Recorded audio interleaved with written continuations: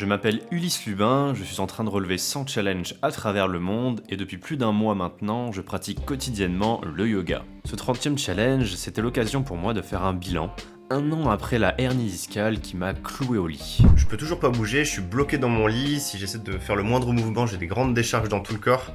Mais bon, je peux utiliser mon Mac et du coup j'ai pas d'excuses pour ne pas me challenger et c'est parti. À ce moment-là, j'ai décidé de prendre ma santé beaucoup plus au sérieux. Et oui, car la liberté est une de mes valeurs fondamentales et être paralysé comme ça m'avait complètement démoralisé. Alors, j'ai commencé à me lancer des challenges physiques comme tenir 5 minutes en gainage ou encore faire 100 pompes d'affilée. Et puis, je suis devenu sérieux sur mon entraînement du handstand. Cette fois, l'objectif n'est plus de tenir 10 secondes sur les deux bras, mais sur un seul. Ce n'est plus un entraînement de l'ordre de la semaine, mais plutôt de l'année. En arrivant à Cancun, je me suis posé dans un Selina pendant un mois pour avancer sur mes différents projets. Chaque matin, un cours de yoga y est proposé. C'était l'occasion rêvée pour s'y mettre.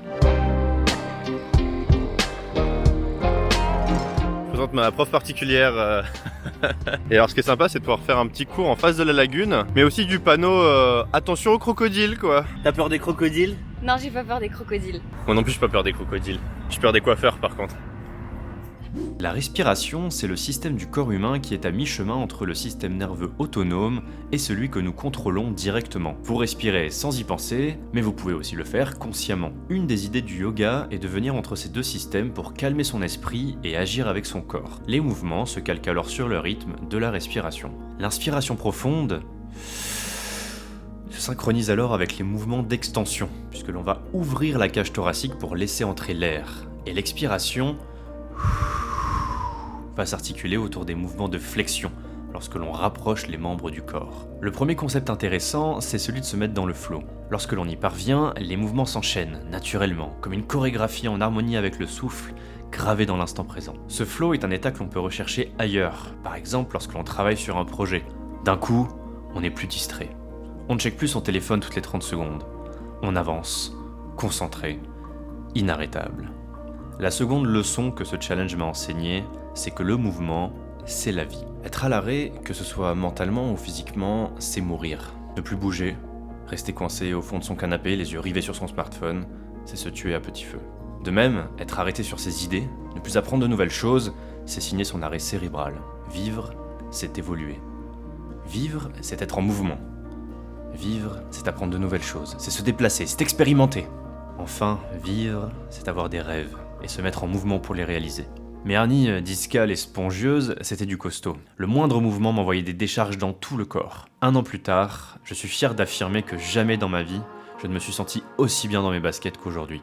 Je n'ai jamais été aussi mobile, flexible et habile, que ce soit physiquement ou intellectuellement. Et ça, je le dois à cette décision qui a été de me mettre en mouvement et de partir relever 100 challenges à travers le monde. Et pour fêter cela, je vous propose une 50aine de postures de yoga en moins d'1 minute. And here we go!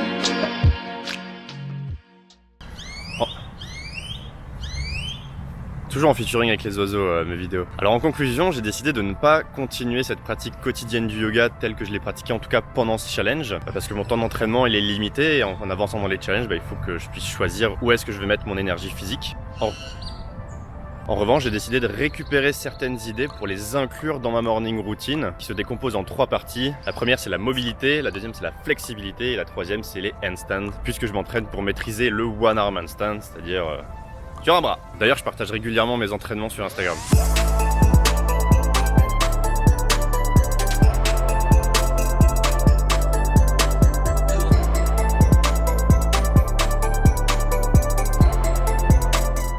Je commence par un échauffement en moins de 5 minutes pour réveiller mon corps. Eh oui, parce que c'est souvent tôt le matin. J'enchaîne ensuite avec 10 exercices de mobilité en 10 minutes. L'idée est de décomposer chaque partie en 45 secondes d'effort, puis 15 secondes de repos. Comme je passe encore beaucoup de temps devant mon ordinateur, cela me permet de corriger ma posture pour réduire les petites douleurs latentes et ainsi me sentir mieux dans mon corps. La troisième partie est focalisée sur la flexibilité. Cette fois, le programme évolue en fonction de ma progression. J'avais déjà débuté un challenge grand écart il y a plusieurs mois et j'avais un peu laissé tomber. J'ai retrouvé de la motivation car être souple rend l'objectif du one arm handstand plus accessible.